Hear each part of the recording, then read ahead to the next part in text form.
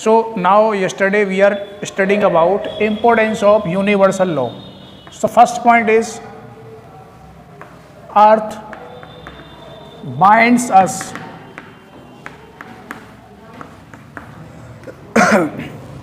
sorry, the force that binds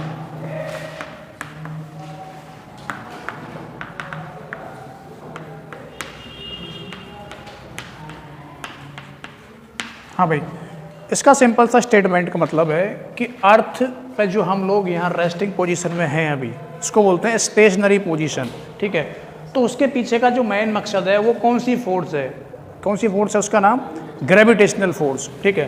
तो gravitational force की वजह से ही हम लोग जो हैं बाइंड, हमें मतलब पकड़ के रखा हुआ है। अगर ये फोर्स ख़त्म हो गई तो समझ लो कि ये जो स्कूल, तुम्हारा घर, बाइक, सब एक साथ ना पूरा ऐसे करके इस अर्थ के सरफेस से बाहर निकल जाएंगे, जैसे हॉलीवुड की मूवी में होता है, ठीक है। ऐसे मान लो ये अर्थ है और हम लोग ऐसे हैं यहाँ पे, आपको लग रहा होगा कि ऐसा है, ऐसा कुछ भी नहीं है, इस टाइप से है, ये है सब कुछ ग्रेविटेशनल फोर्स। जो पेड़ भी लगाया ना वो ऐसे है, इस तरीके से निकल रहा है, ठीक है। लेकिन ये सरफेस इतना बड़ा है कि हमें लगता है कि दूर तक यही दिख रहा है, तो फिर हमें दिखता है ये ऐसा सरफेस है, नहीं ऐसा नहीं है, ठीक है। आप ग्लोब लेके आना और ग्लोब का ये वाला पोर्शन देखना, उस पर इंडिया कहाँ है, और फिर वहाँ पर आप देखना कि इंडिया जो है इस पोजीशन पर है, ठीक है ना।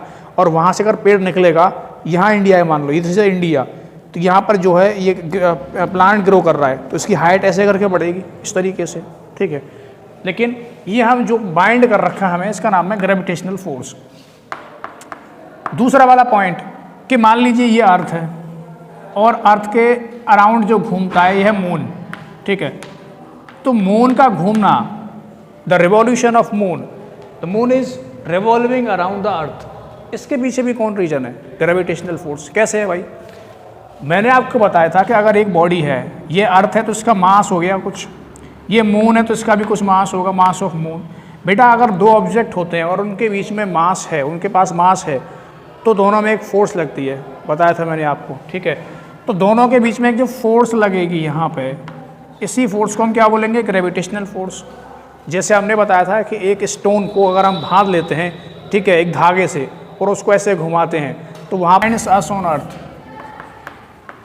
पर एक टेंशन फोर्स लगती थी, यहाँ पर भी टेंशन फोर्स है। उस टेंशन फोर्स को कौन लगा रहा है, ग्रेविटेशनल फोर्स।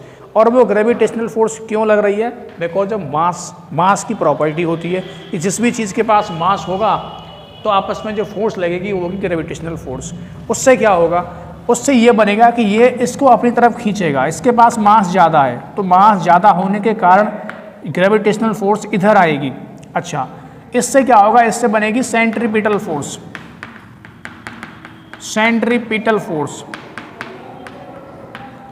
सेंट्रीपिटल फोर्स का मतलब क्या होता है, ऐसी फोर्स जो सेंटर की तरफ लगती है। हाँ भाई, बताया था मैंने, ठीक है। अब ये मून जो है इस तरीके से घूमना चालू करेगा, मून जो है इधर जाना चाहता है, देखो इधर, ये इधर जाना चाहता है, लेकिन क्या होगा, इसको इधर खींच लेगा। कौन खींचेगा, ग्रेविटेशनल फोर्स। और ग्रेविटेशनल फोर्स की वजह से ये जो टेंशन फोर्स है, इसी को हम सेंट्रीपिटल फोर्स बोलते हैं। तो ये इस तरीके से लगेगा। अब ये ऐसे जाना चाहता था, लेकिन ये ऐसे करके ऐसे मुड़ गया रास्ते में, अब यहाँ आ गया, इस पॉइंट पर आ गया।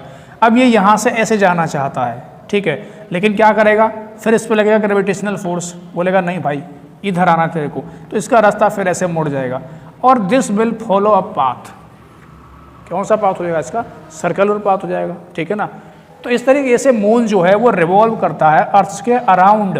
तो उसके पीछे भी जो रिस्पॉन्सिबल है यूनिवर्सल लॉ ऑफ ग्रेविटेशन, वो कैसे है, यूनिवर्सल लॉ ऑफ ग्रेविटेशन का फॉर्मूला क्या था, F=g mass of two object का multiply and distance between them by square. देखो ये तो कांस्टेंट वैल्यू होती है, ये m1 ले लो मास ऑफ अर्थ, दूसरा ले लो मास ऑफ मून, ठीक है, और इन दोनों के बीच की जो डिस्टेंस है उसको ले लेंगे हम r। अगर इस डिस्टेंस को मैं कम कर दूंगा तो फोर्स बढ़ेगी कि घटेगी,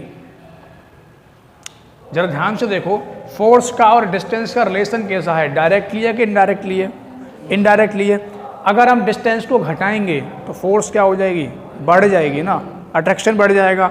अगर मून जो है ना, अगर यहाँ आ गया तो हो सकता है कि मून अर्थ में घुसा चला जाए। पूछो क्यों, अट्रैक्शन बढ़ गया। आपने सुना होगा एस्ट्रॉयड आते हैं, एस्ट्रॉयड।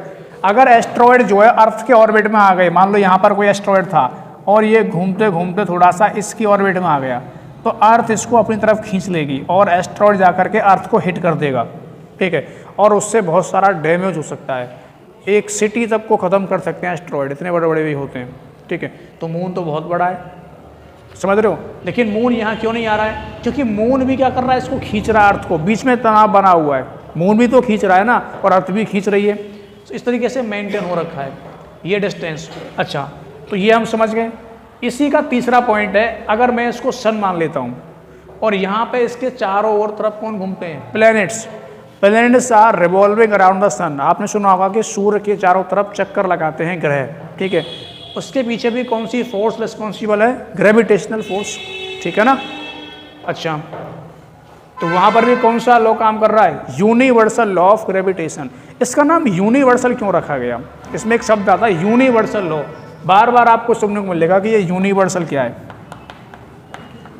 यूनिवर्सल लॉ, देखो फिजिक्स को रटो मत, ऑफ ग्रेविटेशन। बेटा ग्रेविटेशन तो आप समझ चुके हैं, the force of attraction between two bodies, दो बॉडी के बीच में जो फोर्स ऑफ अट्रैक्शन होता है उसको बोलते हैं ग्रेविटेशन, ठीक है। लॉ का मतलब होता है नियम, ठीक है। तो ये किसका नियम है? ग्रेविटेशन का नियम है। ये यूनिवर्सल का मतलब क्या है? ये पूरे यूनिवर्स में एक्सेप्टेड है, ठीक है।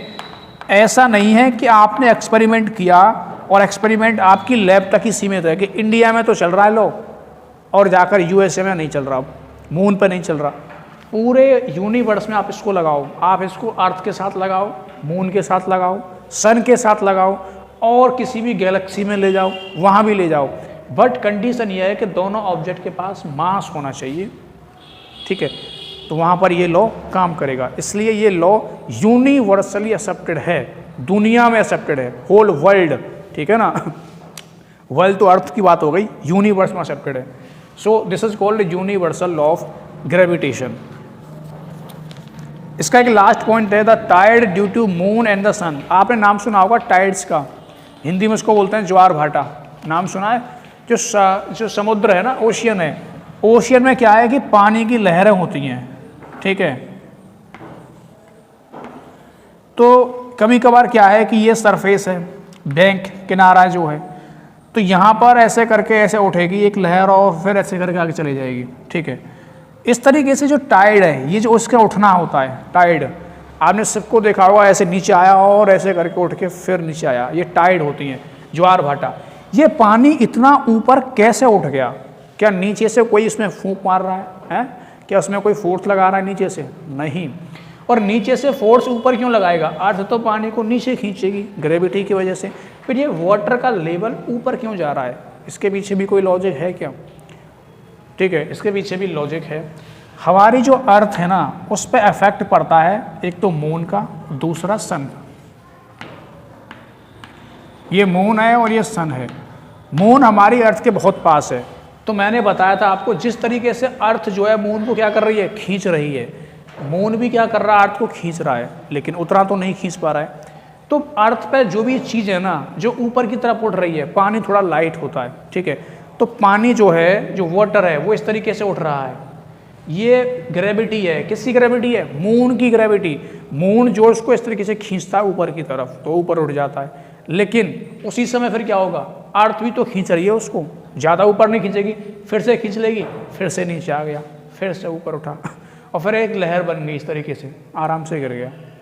आप बोलोगे सर क्या बेवकूफ़पन की बात कर रही हो, तो ऐसे चलता है। आप ज़रा लॉजिक लगाओ, ये पानी का जो उठना गिरना है ना, सबसे ज़्यादा होता है आफ्टर 15 डेज, 15 दिन के बाद। इसका फिक्स है, आफ्टर 15 डेज ये गिरेगा, मतलब 1 महीने में 2 बार होता है ये। वैसे तो ये तो चलती रहेंगी, लहर चलेगी। लहर मतलब क्या? छोटी मोटी ऐसे करके चलती हैं। टाइड का मतलब होता है कि पानी यहाँ से उठा और 5 मंजिल तक पानी उठ गया, 8-8 मंजिल तक पानी उठ रहा है। समझ लो कितनी फीट पानी उठ गया, ये बहुत ज़्यादा। तो ये कोई लहर तो है नहीं, ये तो टाइड हो गई।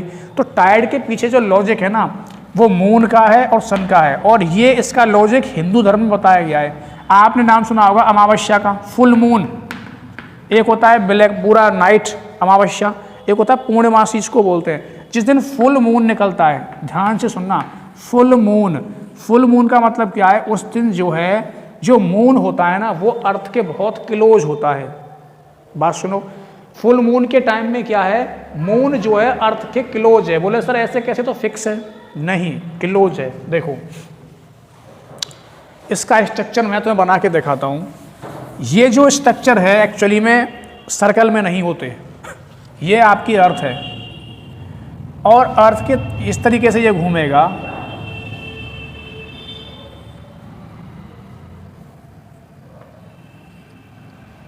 ये जो डिस्टेंस होती हैं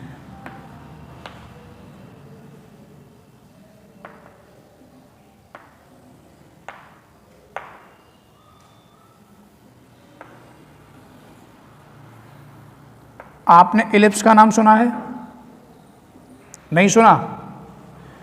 आपने क्रिकेट का ग्राउंड देखा है? उसकी शेप कैसी होती है? ओवल या फिर इलिप्टिकल। यानी कि अगर क्रिकेट में मान लो क्रिकेट का ये ग्राउंड है, यहाँ पर प्लेयर है, अगर प्लेयर को इस तरीके से शॉट मारने हैं, इधर लगाएगा तो बाउंड्री बहुत दूर होती है स्ट्रेट में, और साइड में लेग और ऑफ में थोड़ी पास होती है, ठीक है, इसको बोलते हैं ओवल शेप, ठीक है। यहाँ पर इलेक्ट्रिकल पाथ, इलेक्ट्रिकल आपको ब्रजेश सर ने पढ़ाया होगा एक चैप्टर एटॉमिक्स ऑर्बिटल, एटम की ऑर्बिट होती हैं, पढ़ाया एटम की ऑर्बिट, ठीक है। ये ऑर्बिट ही हैं, इनमें जो घूम रहे हैं ये लोग, ठीक है। ये मून यहाँ पर है, अभी यहाँ पर था, देखो यहाँ आया। अब ध्यान से सुनना, ये जो डिस्टेंस है ये वाली और ये वाली, इन दोनों में कौन सी डिस्टेंस बड़ी है? ये बड़ी है ना, ये कम है। अब देखो यहाँ डिस्टेंस क्या हो गई है, कम हो गई। तो जरा लगाओ अपना लॉ, डिस्टेंस अगर कम होगी तो फोर्स बढ़ेगी। तो इस केस में इसमें और इसमें किस में फोर्स ज़्यादा होगी? छोटे वाले में, यहाँ होगी ना फोर्स ज़्यादा। ये वो टाइम है जहाँ मून जो होता है फुल मून होता है, जिसको हम बोलते हैं पूर्णिमासी। आज पूरा चांद निकला हुआ है, ईद का चांद है ना, वो वाला आधा निकलता है, क्या निकलता है उसमें, तो फुल मून देखा है आप लोगों ने। पूरा मून जो निकलता है ना, उस दिन अर्थ के पास में ये बहुत क्लोज आ गया, तो यहाँ जो वाटर है ये ज़्यादा उठेगा, यहाँ जाएगा, ठीक है ना, उठ के, ऐसा नहीं पूरा बाहर निकल जाएगा। फोर्स ऑफ अट्रैक्शन ज़्यादा है, यहाँ उठेगा लेकिन कम, पता नहीं चलता है। तो ज्वार भाटा जिसको बोलते हैं, मून जिसको टाइड हम बोलते हैं, वो 15 डेज के इंटरवल पे आती हैं, ठीक है ना, 15 दिन के बाद। और अमावस्या जिसको बोलते हैं, उस दिन क्या निकलेगा?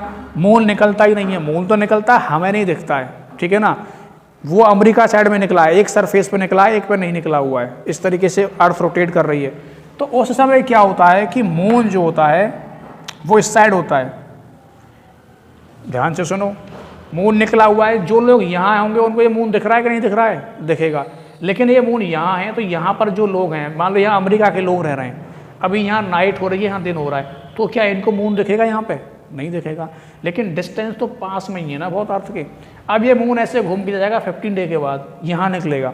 तो अमेरिका में तो पूर्णिमासी हो रही होगी इस हिसाब से, और इंडिया में क्या हो गई होगी अब अमावस। बोले मून नहीं निकला, मून तो निकला है, लेकिन वो ऐसे घूम के यहाँ से यहाँ चला गया है। तो यहाँ जो लोग हैं उनको पूरा मून दिख रहा है, हम यहाँ पर हैं, हमें नहीं दिख रहा है। इसलिए क्या है, ये फुल मून वाला जो कंसेप्ट है ना, वो 15 डे बाद आता है। एक महीने में 2 बार मून जो होता है वो फुल दिखता है, आप देखना जा करके, ठीक है ना। तो हिंदुओं के जो कैलेंडर है, सभी के कैलेंडर जो है इसी बेस से बनाए गए हैं, वो मून वाले कंसेप्ट से। तो मून जब फुल होता है तो वो अर्थ के बहुत क्लोज होता है, और जब क्लोज होता है तो फोर्स ऑफ अट्रैक्शन बढ़ जाता है। फोर्स ऑफ अट्रैक्शन के बढ़ने से जो वाटर का लेवल है सी में वो ज़्यादा राइज करता है, और हमें देखने को मिलती है टाइड, ज्वार भाटा, ठीक है। तो लोग जो ज्वार भाटाओं के सिस्टम में जो अपने शिप को लेके जाते हैं, उनको पता होता है कब ज्वार भाटा आने वाली है, ठीक है। तो कई लोगों को तो वॉमिटिंग हो जाती हैं, खून की उल्टियाँ हो जाती हैं शिप पे। पहली बार जो जाते हैं, मर्चेंट नेवी के जो लोग होते हैं, उन्हें डर लगता है। शिप चल रहा था, नीचे से पानी आया, इतना उठा लिया शिप को, ठीक है, 10 मंजिल तक शिप उठता चला गया, वो लोग कहाँ चले गए, और फिर एकदम से फिर नीचे ले गया, और फिर ऐसे, ठीक है। सो ये हैपनिंग होती है। लेकिन जो लोग रूटीन में जाते हैं उनको फिर हैबिचुअल हो जाता है, इसमें कोई खतरा नहीं है। खतरा होता है तूफान आता है जब, ठीक है। तो टाइड का आना किस पे डिपेंड है? ग्रेविटेशनल फोर्स पे। किसकी ग्रेविटेशनल फोर्स होती है? मून की, और सन की भी होती है, ठीक है। सन की कैसे होती है सर? देखो अभी 4 जनवरी आने वाली है, 4 जनवरी और आई थिंक 4 जुलाई के समथिंग, 4 जनवरी के आसपास अर्थ और सन जो हैं बहुत क्लोज होते हैं। इसको मान लीजिए इस बार सन, ये सन है और इसको मान लो अर्थ, यानी कि 4 जनवरी के आसपास ये वाली जो पोजीशन है ना, ये अर्थ की पोजीशन होगी और जुलाई के आसपास यहाँ पे चली जाएगी अर्थ। अब डिस्टेंस कम हो गई है, ठीक है। तो इनका भी तो क्या है, बोलेंगे सर ये क्या है, प्लैनेट बेटा ऑलवेज इलेप्टिकल पाथ में मूव करते हैं, सर्कल पाथ में मूव नहीं करते हैं, ठीक है। क्या करते हैं, इलेप्टिकल पाथ में। और इसका मैं आपको लॉजिक देता हूँ। हमारे जो सीजन्स होते हैं ना, अभी ठंड आने वाली हैं, ठंड आएंगी कि नहीं आएंगी, हाँ आएंगी। जितना हम सन से दूर जाएंगे उतनी क्या होगी, हीट कम होगी कि नहीं होगी, अरे होगी कि नहीं कम होगी, हाँ। एक होता है एप हीलियन, एक होता है पर हीलियन। ये 2 कीवर्ड हैं। इनका मतलब है, एक तो मतलब अर्थ के पास, सन के पास होते हैं हम, और एक सन से दूर। 2 दिन ऐसे आते हैं जहाँ पर हम अर्थ के सबसे पास होते हैं। अब हम इस समय अर्थ के हम जो हैं सन के पास जा रहे हैं कि सन से दूर जा रहे हैं, अंदर दूर जा रहे होंगे। ठंड बढ़ती जा रही नहीं जा रही है, ठीक है, मतलब सन से दूर जा रहे हैं हम, ठीक है। मैंने उल्टा बोल दिया उस समय। अब हम यहाँ चले गए इस समय पर 4 जनवरी को हम यहाँ पर होंगे और उस समय हम सन से बहुत ज़्यादा दूर होंगे। उसके बाद ये ऐसे करके अर्थ घूम के आएगी यहाँ और यहाँ पे जून वाला आ जाएगा, 4 जून वाला। अब देखो जून में कितनी गर्मी होती है, क्यों, अर्थ सन के बहुत क्लोज आ चुकी है यहाँ पे, ठीक है। तो गर्मी बढ़ गई यहाँ, ठीक है, गर्मी भी बढ़ गई, दिन भी बढ़ गया है, ठीक है, कि लाइट वाला जो है। तो ये वाला कंसेप्ट क्या है, इस वाले कंसेप्ट ये शो कर रहा है कि अर्थ का जो रोटेशन है वो सर्कल की फॉर्म में तो है नहीं। क्यों नहीं है, सर्कल की फॉर्म में जब रोटेशन होता है ना तो रेडियस फिक्स होती है, यहाँ भी आर है, यहाँ भी आर है, यहाँ भी, हर समय आर होगी। इधर भी 10 कहीं भी ले ले क्या यहाँ पे ऐसा है, अगर ये 10 है तो क्या ये भी 10 है, नहीं है। ये 10 है तो ये लगभग 8 की होगी आसपास, ठीक है, 8 9 थोड़ी कम होगी इससे। तो ये पाथ जो होता है इसको बोलते हैं elliptical path. This is elliptical path.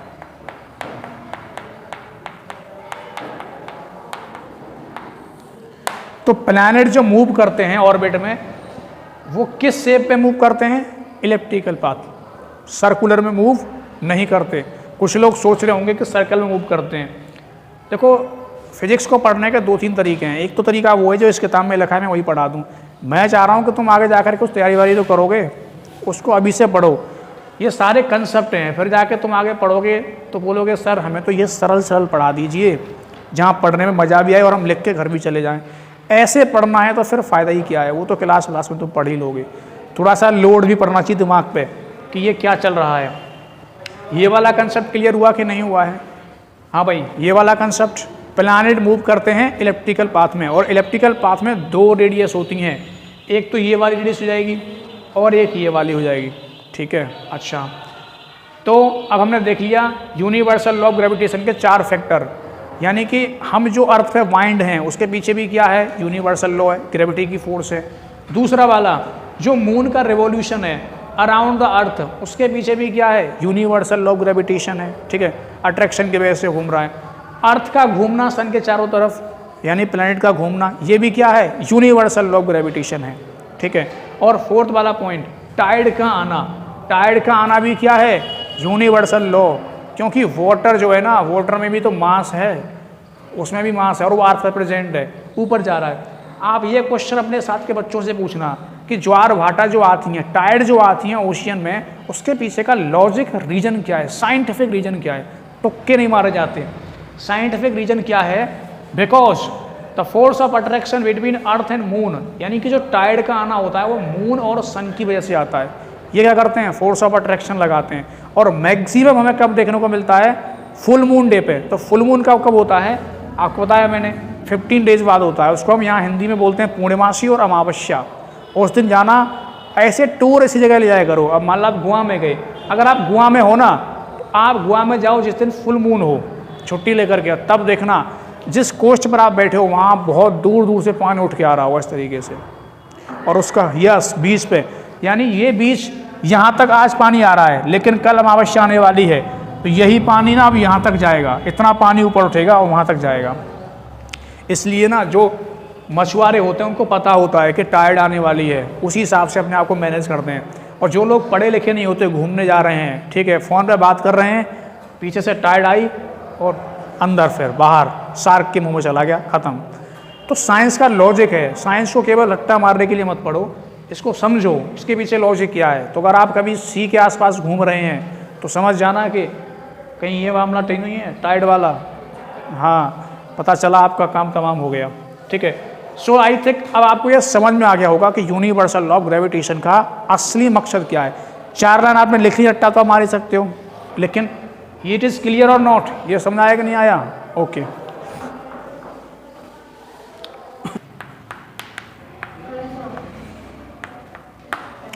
Free fall, free fall जो लिखा हुआ है ना, इसको देखकर ही आपको थोड़ा सा आइडिया आना चाहिए। फ्री और फॉल यानी कि अगर मैं कोई चीज़ ऊपर से ऐसे करके छोड़ दूं तो छोड़ने के बाद वो कहाँ पर गिरेगी?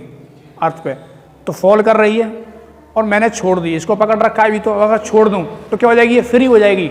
अभी क्या होल्ड है, ठीक है, जैसे मान लो ये हैंकी, अभी ये होल्ड है, फ्री फॉल, फ्री कर दिया और फॉल भी हो गया, this is free fall.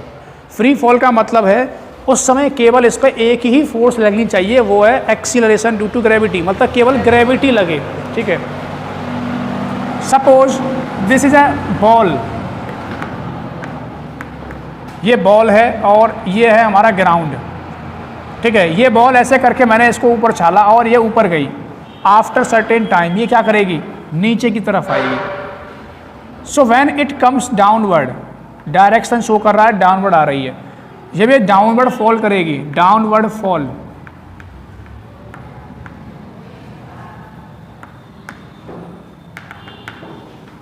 Downward जो फॉल होगा इसका बॉल का, तो उस समय क्या है, इसको किसी ने पकड़ रखा है? नहीं पकड़ रखा, तो नीचे की तरफ फॉल हो रही है, फॉलिंग टूवर्ड द अर्थ, ठीक है, और विदाउट एनी बाइंडिंग, कोई बाइंडिंग नहीं है, कोई होल्डिंग नहीं है। So this is a case of free fall. आपने एक स्टोन लिया, ऊपर उछाला, कुछ हाइट तक जाएगा, उसके बाद फिर नीचे आएगा, वो भी क्या है? फ्री फॉल, ठीक है। तो फ्री फॉल समझ गए, अब बस लिखना ही है कि फ्री फॉल क्या होता है।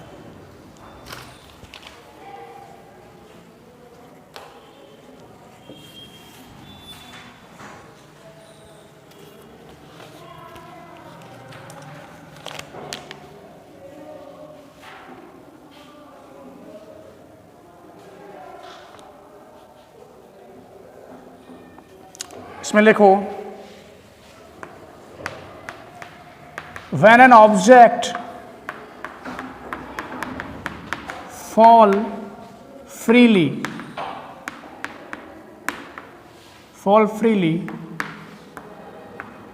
towards the earth is called free fall।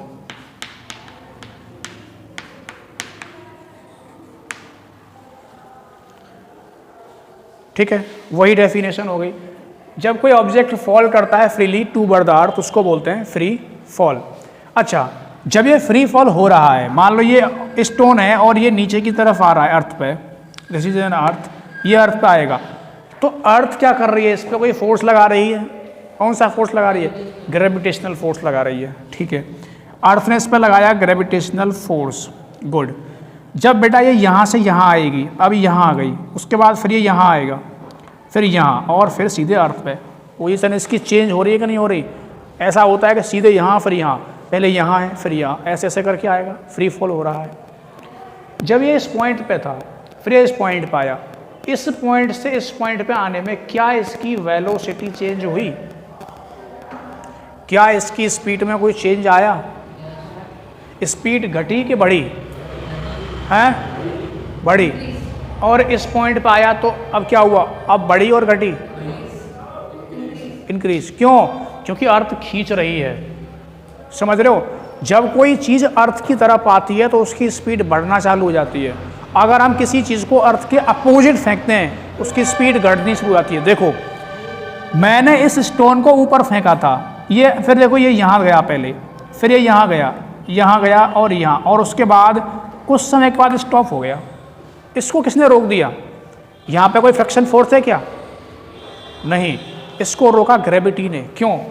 आपने इसको ग्रेविटी के अगेंस्ट फेंका है। ग्रेविटी किधर लग रही है? नीचे की तरफ। स्टोन किधर जा रहा है? ऊपर की तरफ। तो जो स्पीड इसकी यहाँ थी, अब वही स्पीड यहाँ रहेगी क्या? नहीं, कम हो गई। ठीक है, इसको ऐसे समझो, इस पॉइंट पे ये अभी स्टोन यहाँ पर है, इसकी स्पीड ना, आप अपने हाथ से इसको ऐसे फेंकोगे तो यहाँ पर मान लो इसकी स्पीड थी, कुछ भी ले लो, सपोज दिस इज 50, ठीक है, मीटर पर सेकेंड।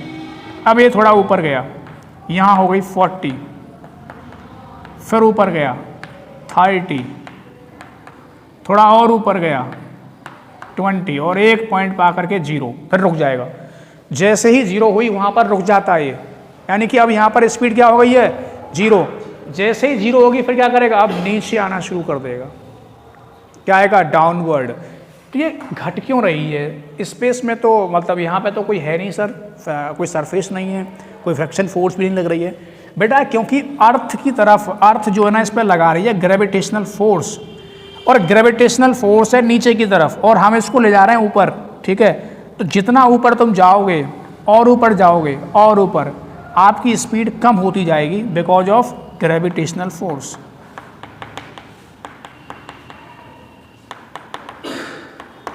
तुमने साइकिल चलाई है, कभी हवा चल रही होती है, अगर मान लो मेरी साइकिल इधर जा रही है और उधर से हवा चल रही है, अब आपकी साइकिल की स्पीड कम हो जाएगी हवा के अपोजिट चलाने में। और उसका उल्टा करो कि हवा इधर ही चल रही है और साइकिल भी इधर चल रही है, तो पीछे से क्या होगा? आपको बड़ा महसूस, आराम से चलाएंगे आप उसको।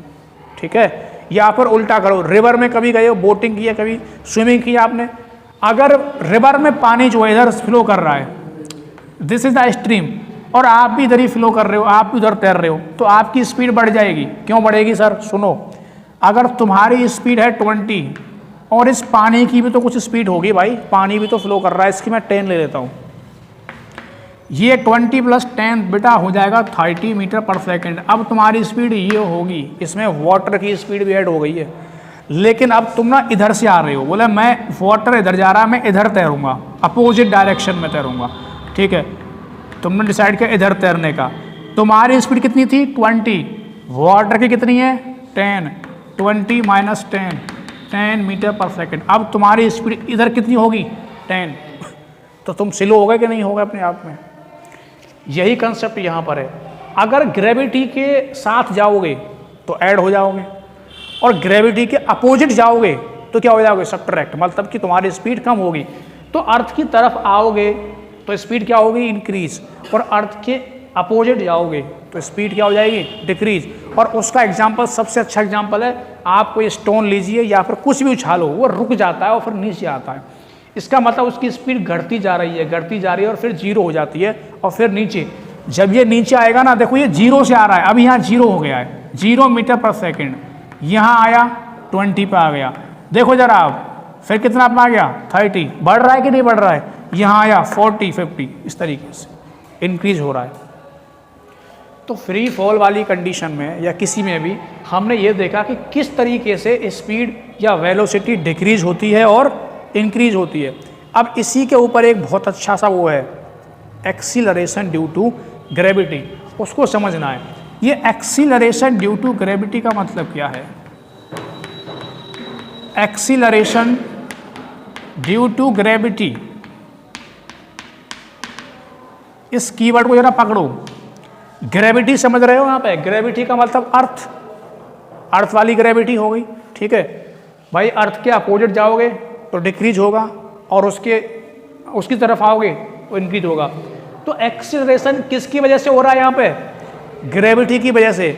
और एक्सीलरेशन आप सभी लोग जानते हो, A = v - u/t। ये v - u का मतलब क्या है? Change in velocity. ध्यान से सुनो, ये ऑब्जेक्ट यहाँ पे था, ये इसकी कौन सी वेलोसिटी कही जाएगी? इनिशियल, ये ऊपर से नीचे की तरफ आ रहा है, और इनिशियल वेलोसिटी को मैंने u माना, और जैसे जैसे ये नीचे की तरफ आएगा और यहाँ पर आ जाएगा, वो कौन सी होगी? इसकी फाइनल वेलोसिटी। यहाँ जो आएगा ये हो जाएगी इसकी फाइनल वेलोसिटी, इसको हम लिखेंगे v से। अब जरा ध्यान से देखो बेटा, इनिशियल वेलोसिटी और फाइनल वेलोसिटी में कुछ अंतर है कि इतना ही है? अरे 0 थी पहले, फिर 20 30, तो चेंज हुआ है? कुछ नहीं हुआ। हाँ हुआ है। और चेंज इन वेलोसिटी को क्या बोलते हैं? एक्सीलरेशन। सर इसमें टाइम तो आ नहीं रहा, टाइम तो ऑटोमेटिक आ गया। जब ये यहाँ से यहाँ आएगा तो क्या इसमें कुछ टाइम लगेगा? तो change in velocity per unit time is called acceleration. इसका मतलब यहाँ इसमें क्या हो रहा है? एक्सीलरेशन हो रहा है कि नहीं हो रहा? हाँ हो रहा है। किसकी वजह से हो रहा है? ये ग्रेविटी की वजह से। इसलिए इसका नाम क्या रखा गया? Acceleration due to gravity. बात समझ रहे हो नहीं समझ रहे हो? तो हमने जो चैप्टर नंबर 1 पढ़ा था उसमें एक्सीलरेशन को हम ए से रिप्रेजेंट करते थे।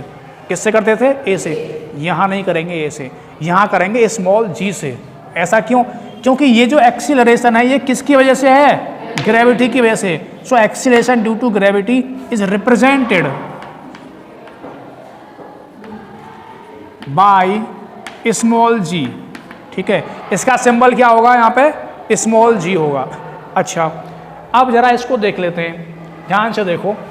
ये जो स्टोन है इसका कुछ मास होगा भाई, कुछ मास तो होगा। मैंने इसका मास ले लिया m। अच्छा, ये किस पे फॉल कर रहा है? अर्थ पे कर रहा है कि नहीं कर रहा है? अच्छा, अर्थ पे फॉल कर रहा है, तो अर्थ का मास क्या हो जाएगा? me। हुआ कि नहीं हुआ? अरे दोनों के बीच में कोई डिस्टेंस है कि नहीं है? आपने स्टोन उछाला ऐसे करके, स्टोन ऊपर चला गया, अर्थ यहाँ पर है, दोनों के बीच में डिस्टेंस है कि नहीं है? इसको ऐसे समझो, ये अर्थ हो गई, मास ऑफ अर्थ, यहाँ स्टोन है, ठीक है, मास ऑफ ये स्टोन हो गया। दोनों के बीच में लगाओ यूनिवर्सल लॉ ऑफ ग्रेविटेशन का फॉर्मूला, बीच में डिस्टेंस है। आप लगाएंगे सर, ये लगा दिया हमने, एफ जी एम ई, एक ऑब्जेक्ट इनटू एम एस दूसरा ऑब्जेक्ट, और इनटू में क्या कर दोगे यहाँ पे? R square. यही करोगे कि नहीं करोगे? अच्छा, जरा ध्यान से देखो, फोर्स, फोर्स का हमने एक फॉर्मूला पढ़ा था according to second law of motion. क्या पढ़ा था? m into A. यहाँ पर m का मतलब क्या होता है? मास। किसका मास? ऑब्जेक्ट का मास। अरे एक्सीलरेशन किस में हो रहा है? स्टोन में हो रहा है ना। तो यहाँ जो मैं यहाँ से लिख सकता हूँ, force equal to M S mass into क्या लिखूंगा यहाँ से मैं? ए। ये लिख सकता हूँ क्या मैं? क्यों बेटा? यहाँ पर जो स्टोन है उसका मास कितना है? मैंने एम एस लिया है इनटू। और इस वाली वैल्यू को जरा ध्यान से देखो, मैं इस इक्वेशन में पुट कर देता हूँ। Put this value in this equation. तो यहाँ से M S into A equal to में क्या आ गया? G M E into M S upon R square. ध्यान से देखो, this M S mass of stone, और यहाँ पे भी क्या है? Mass of stone. ये कैंसिल आउट हो गया, बचा के यहाँ पे A equal to G M E upon R square. और इस ए को हम किससे रिप्लेस कर देंगे? स्मॉल जी से। ठीक है, so this is replace by small G. G is equal to G M upon R square. This is the formula of acceleration due to gravity. Now listen very carefully, ध्यान से देखिए यहाँ पे, क्या यहाँ पर मास ऑफ ऑब्जेक्ट है क्या? अब स्टोन का मास है क्या यहाँ पे? नहीं है। कहाँ है? किसका मास बचा है? केवल अर्थ का मास बचा है। ठीक है, तो स्मॉल जी जो है इसको बोलेंगे एक्सीलरेशन ड्यू टू ग्रेविटी। ये किस किस पर डिपेंड कर रहा है? कैपिटल जी, ये तो कांस्टेंट होगा, यानी मास ऑफ अर्थ, ये भी क्या है? कांस्टेंट ही है, फिक्स होता है। किस पर डिपेंड कर रहा है? केवल ये रेडियस पे, ठीक है ना, डिस्टेंस पे कर रहा है। तो मैं आपसे पूछूं, एक तरफ मेरे पास में ये बुक है, ठीक है, और सपोज करो ये हैंकी है और एक ये है, इन दोनों में से किसका वजन ज़्यादा होगा? हैंकी का। दोनों को छोड़ते हैं। अब बोलोगे सर पहले हैंकी पहुंच गया क्योंकि इसका वजन ज़्यादा था। गलत। ठीक है, क्यों? एक कोई हैवी और है इससे। हाँ, व्हाट इज दिस? पेन दे दो, 1 मिनट मुझे, एक पेन और दो। ये पेन का कैप है और ये पेन है। इन दोनों में, कैप में और पेन में कौन बड़ा है? पेन बड़ा है। ठीक है, इसका वजन ज़्यादा है, इसका कम है। आपके हिसाब से तो ये पहले करना चाहिए, अट्रैक्शन फोर्स। अगर दोनों को एक साथ छोड़ते हैं, दोनों एक साथ कर गए, मतलब क्या हुआ? लॉ खराब हो गया। नहीं, लॉ करेक्ट है। एक्सीलरेशन ड्यू टू ग्रेविटी जो है मास पे डिपेंड ही नहीं कर रहा है ऑब्जेक्ट पे। क्यों? ऑब्जेक्ट का मास तो कैंसिल आउट हो गया। ध्यान से देखो यहाँ पे किसका मास है, ये मास ऑफ अर्थ और रेडियस, ठीक है। तो acceleration due to gravity does not depend on the mass of object, ये मास ऑफ ऑब्जेक्ट पर डिपेंड नहीं करता। अगर आप 5 किलो का एक स्टोन ले लो और एक रुपये का सिक्का ले लो, दोनों को यहाँ से छोड़ो, एक ही टाइम पे पहुँचोगे। क्यों? क्योंकि acceleration due to gravity mass of object पे डिपेंड नहीं करता। ये बात क्लियर हुई कि नहीं हुई? और ये किसने प्रूव की? यहाँ पे ये प्रूव कर दी हमने एक्सीलरेशन ड्यू टू ग्रेविटी से कि this is equal to capital G, this is called universal constant. ये क्या है? फिक्स है। मास ऑफ अर्थ ये भी क्या होता है? फिक्स है। और this is the distance. Now note it down. Okay, we will study tomorrow.